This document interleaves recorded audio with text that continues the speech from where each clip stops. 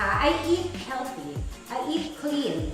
So for example, if you're going to the beach, okay. Your diet when I go to the beach, I try to eat more fish, like fish fillet. And then what we do with the fish is we actually steam it and then we put lemon butter.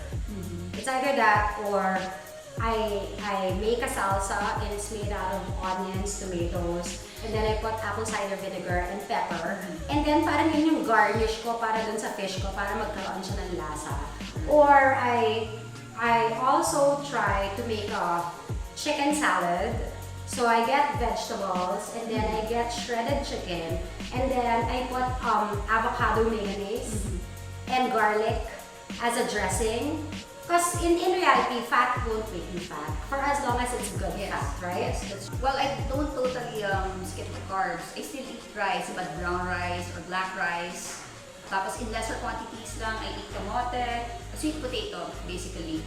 And I eat a lot of steamed veggies. Like same. I eat a lot of kamote. Like the orange kamote, that's like super good. Yes, and then sometimes if sawa na ako sa kanya, ang pinapagawa ko is I boil the kamote and then I get broccoli and then I blend it and then I also add chicken stock, like organic chicken stock that you can buy. And then you have a soup. Can I lose weight even when I don't go on a diet for as long as I'm exercising? Remember, what you eat is calories, so what you expend is also calories. So if you're eating more calories and expending less calories, of course you'll gain that weight, right? Yeah. So it has to be balanced. Like if you're trying to lose weight, you should be taking in lesser calories than what you're actually expending so that you lose the weight. If it's just to maintain the weight, then of course it's balance of what you eat and balance of what you exercise. Yeah. What kind of shoes should I wear when working out? So ako, I usually wear running shoes. So, anong brand? Iba-ibang brand because I like switching my shoes. Also because I run and I have to rotate them because it has to get proper mileage. Yeah. Well, for CrossFit, we have CrossFit shoes. So normally I wear something from Reebok. And if there's a lot of running involved, I change into running shoes also. Do I burn more calories if I work out longer? Yes, you will burn more calories if you work out longer. But based on experience, the more I work out, the more I end up eating.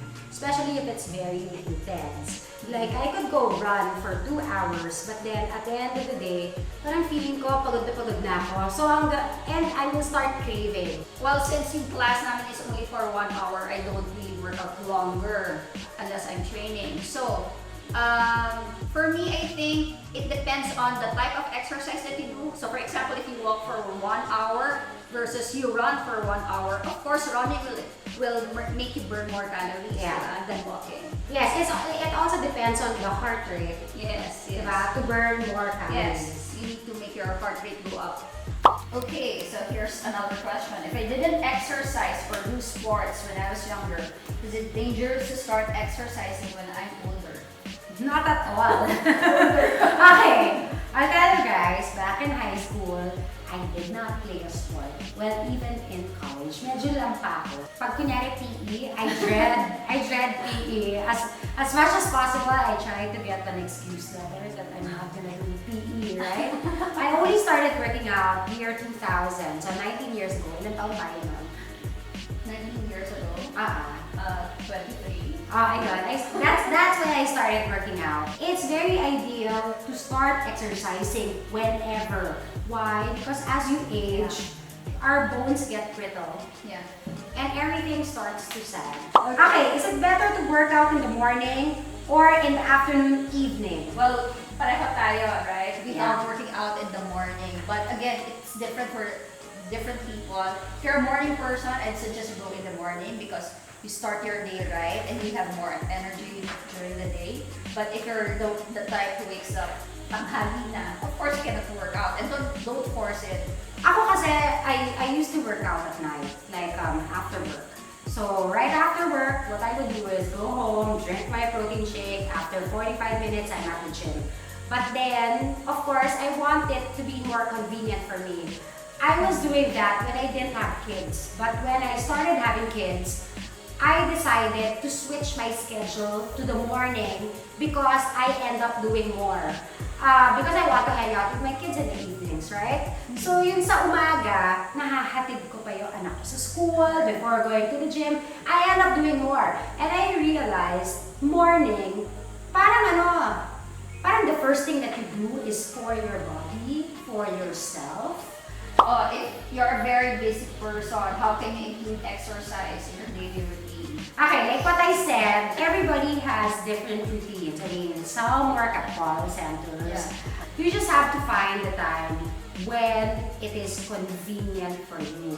It's either that or try not to make excuses like I don't have the time, I don't have the time. That just goes to show that you don't have the time for yourself. You know, at the end of the day, exercising is part of loving yourself. And how can you love someone else if you don't love yourself, right? So it's part of being healthy.